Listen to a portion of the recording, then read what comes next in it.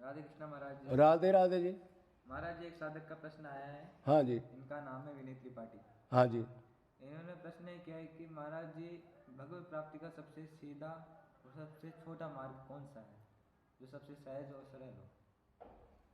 अच्छा, तो ये कहते हैं जी ज़्यादा वेद शास्त्र का ज्ञान, ज़्यादा किताबें पढ़ना, ज़्यादा लोगों की सुनना, हमारे को आप सार बता दो जहाँ से धरातल मिल जाए भक्ति का, मतलब बेस सॉलिड हो। तो उसके लिए तो आपको फिर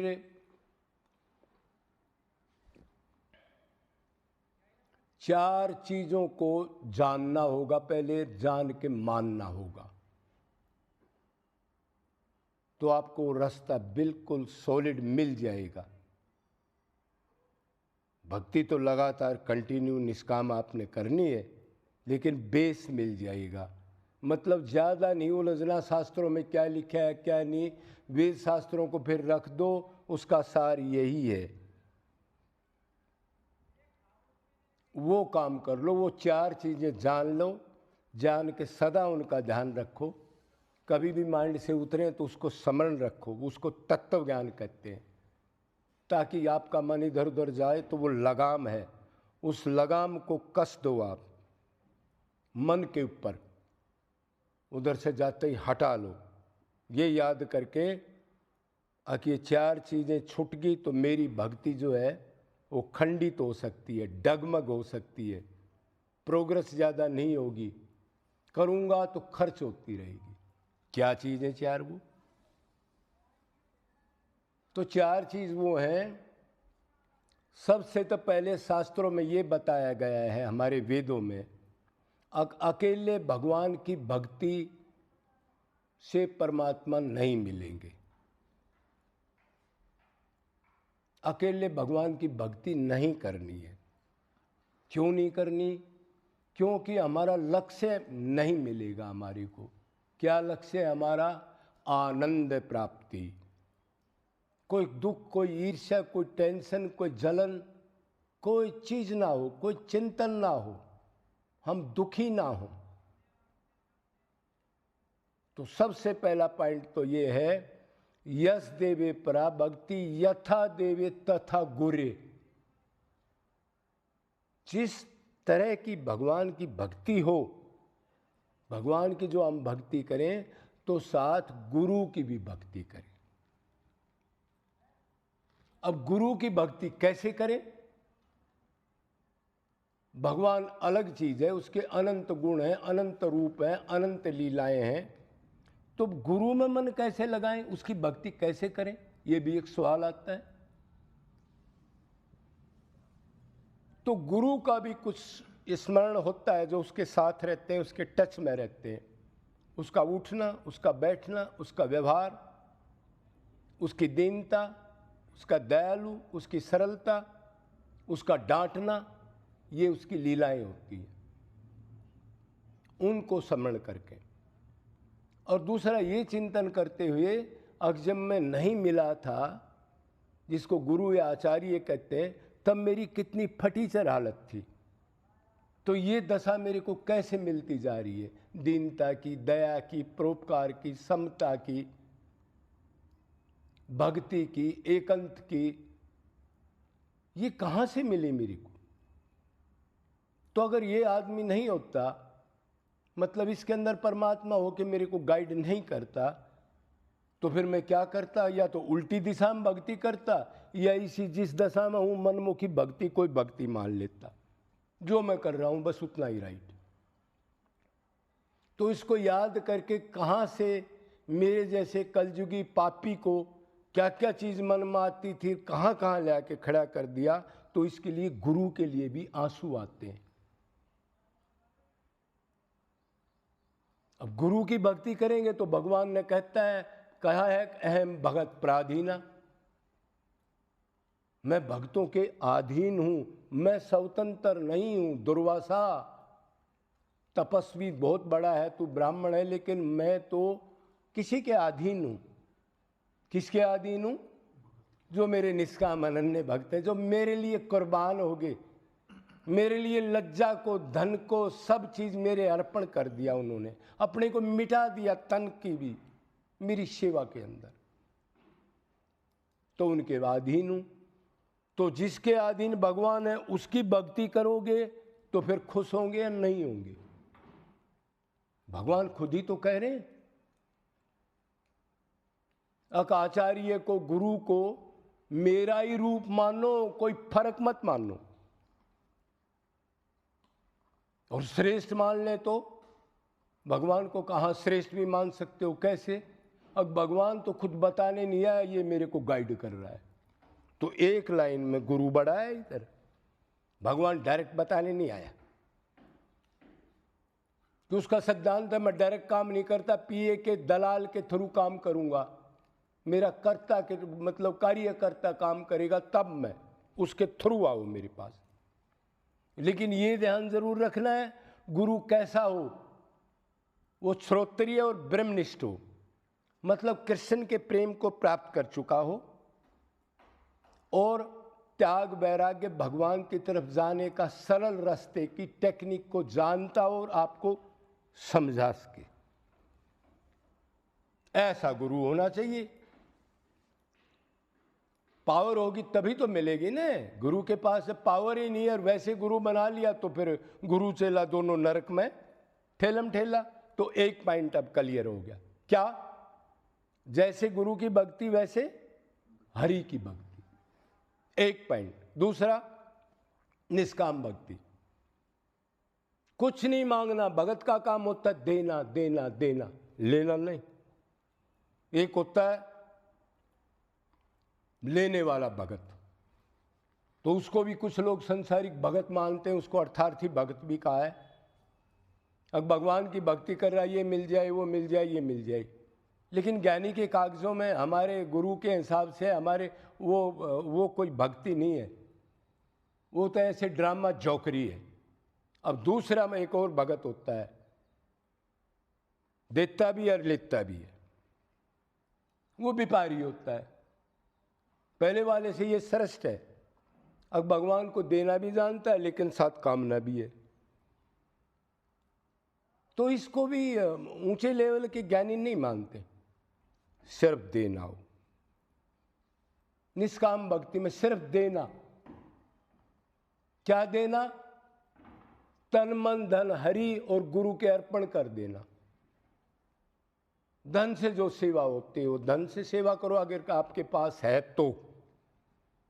क्यों? भगवान गुरु जानते हैं इसके पास क्या है, आप छुपाओगे तो फिर दंड मिलेगा आपको। क्यों? भगवान कह रहा मैं अंतर्यामी हूं बेटा। तो धन है तो धन भी अर्पण करो। क्यों? तीन चीज ही हमारे को इधर से मिली हैं और ये तीन चीजों में ही मन अटका पड़ा है हमारा।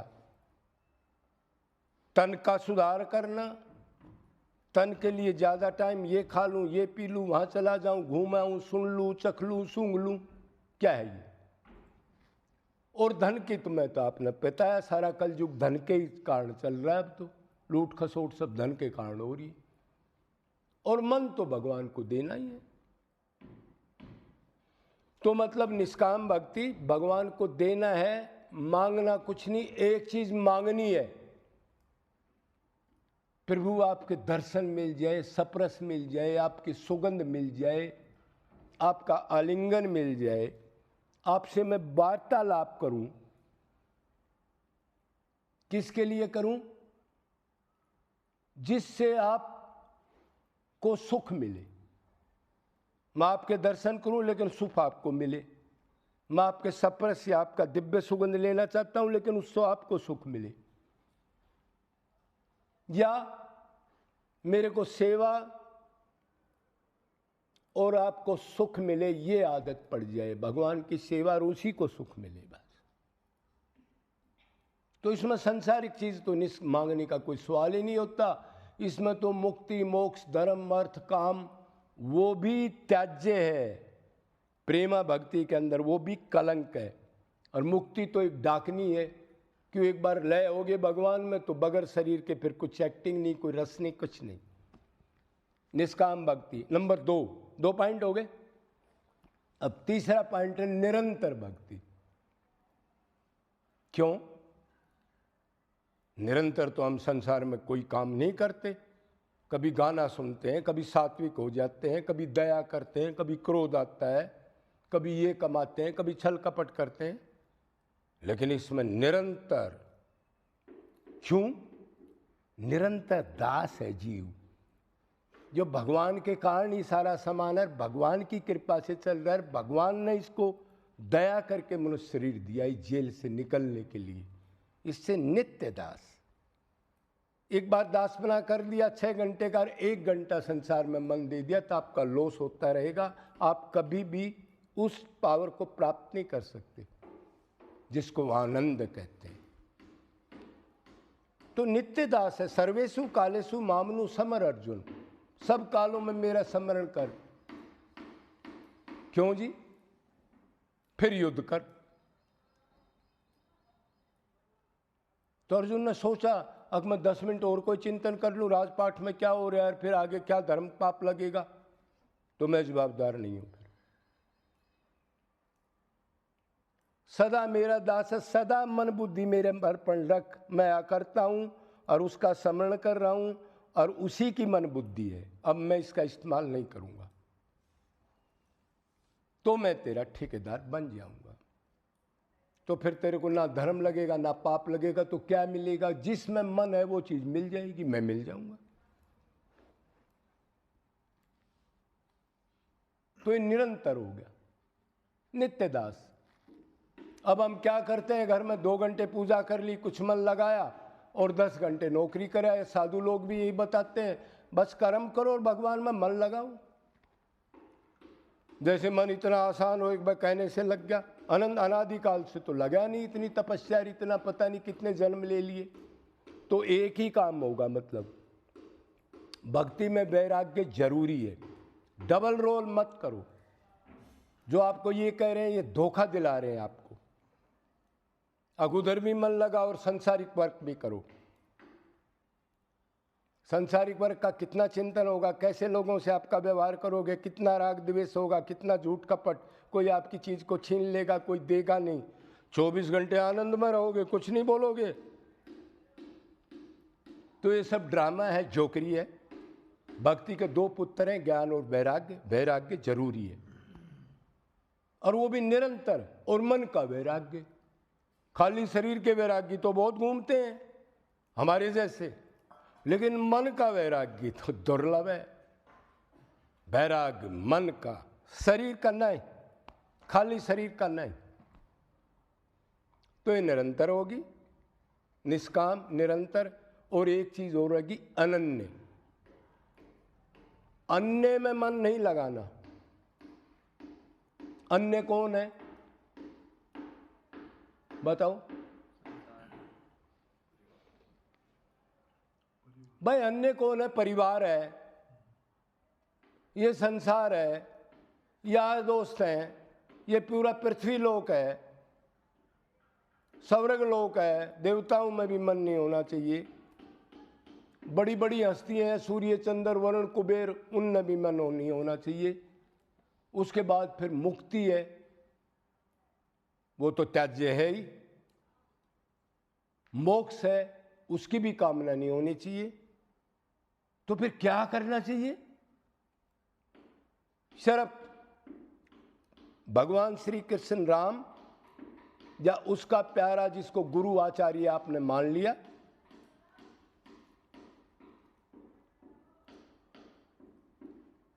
या प्रभु का धाम, रूप, गुण और लीला, इसमें घुमाते रहो मन को। बस ये सारा अनन्य बन जाएगा। मतलब धाम का चिंतन होगा तो नाम बेशक मत लो, रूप का चिंतन कर रहे हो, नाम मत लो। उतनी पावर रूप के चिंतन में है, लेकिन चिंतन हो, खाली मुंह से ना हो, चिंतन। इनमें सब में एक पावर है, तो आप अनन्य माने जाओगे। अभी तो हम 50-50 घर में 10-10 देवता बैठा रहे हैं, और कृष्ण भगवान की भक्ति वृंदावन भी घूमते हैं, और शनिदेव पे भी चले जाते हैं। नजदीक ही है शनिदेव, बरसाना से 5-4 किलोमीटर। हाँ जी, कहाँ से आए हो? महाराज जी शनिदेव से आए, अब राधा रानी के जा रहे। हाँ जी, कहाँ जाओगे? अब घर जाओगे? नहीं महाराज जी, अभी बरसाना से हम शनिदेव पर जाएंगे। कै साल हो गए आते? 20 साल। मनमुखी भक्ति या कोई गुरु नहीं मिला, अनन्य भक्ति के बगैर उसकी प्राप्ति नहीं हो सकती। मूर्खो, गधे हो, ये क्या कर रहे हो तुम?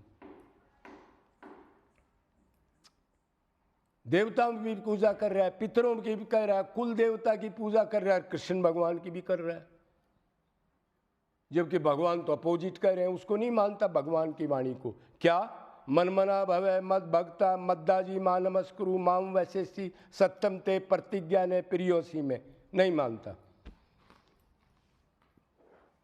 मेरे मन लगा, मेरी भक्ति कर, मेरी पूजा कर, मेरा ही चिंतन कर, मैं सत्य प्रतिज्ञा करता हूं, उससे प्यारा मेरा कोई नहीं, और मेरा प्यारा बन गया तो मेरे को प्राप्त कर लेगा। प्यार तो करना है। तो गीता पढ़ी है, भागवत पढ़ी है, कथा सुन रहे हो और फिर ऐसा कर्म कर रहे हो, टाइम भी बर्बाद कर रहे हो। ये भी नाराज हो जाएगा, शिव देवता नाराज हो जाएगा, दुर्गा नाराज हो जाएगी, गणेश महाराज नाराज हो जाएंगे, सूर्य नाराज हो जाएंगे। ये क्या ड्रामा कर रहे हो? भगवान की नहीं माननी ना महाराज हमने। हाँ बहुत बढ़िया है, फिर 84 में जाना है। हाँ महाराज जाएंगे, चल जा लेना, बैठ निकल जाएगी तेरी। अभी कह रहा है, डंडे पड़ेंगे जब तो याद करेगा फिर। तो अब क्लियर हो गया। ये लास्ट में क्या थी? अनन्य भक्ति। एक श्री कृष्ण, कृष्ण भगवान, राम, उनके गुण रूप लीला और उनका प्यारा गुरु, उनका जन जो उनका प्यार में पागल है, उनमें मन जा सकता है। द्वेष किसी से नहीं, ना किसी देवता से, ना किसी मनुष्य से, ना किसी कुत्ते से। क्यों? तत्व से परमात्मा उसी में। उदासीनता उनकी ना पूजा करो ना और कुछ, बस दोष से परिणाम द्वेष नहीं कोई भी। ये भी साथ साथ बता देता हूं। तो उन्होंने पूछा था जी, सरल ज्ञान, सरल तरीका, शॉर्ट तरीका, बेस स्टार्टिंग कहां से करें, स्टार्ट से एंड तक क्या काम आएगा? अब आजकल जो बिल्डिंगें बन रही है, बड़े बड़े पिलरों पर तैयार होती है ना, 20-20, 30-30 की बिल्डिंग, आखिर तक काम आते हैं वो, शुरू में जड़ में भी वही है। ऐसे ही तो इन चीजों को, चारों को ध्यान रखना। वेद शास्त्रों का ये निचोड़ है, ज्यादा करने की जरूरत नहीं है। इनको मानो, फिर प्रैक्टिकल करो, और ये समझ के करो शरीर क्षण भंगुर है, पता नहीं कब खुश जाए और आगे क्या हालत होगी फिर। और अनंत जन्म मैंने इसमें खो दिए। अब की बार बिल्कुल भी नकलीजेंसी, गफलत, दिखावा ढोंग किसके लिए करोगे? अपने लिए। मतलब बाहर से पूजा कर रहा, तमेव माता तमेव पिता तमेव सर्व मम देव देवम, और धन भी चाह रहा है और कह रहा तू ही सब कुछ है, मेरा धन दौलत। ये तो फिर अपने को धोखा है। भगवान अंतर्यामी है। शर्म करो और इसी जीवन में इस बातों को विचार करके और प्राप्ति करो। बोलो वृंदावन बिहारी लाल की, सद्गुरुदेव भगवान की जय जय।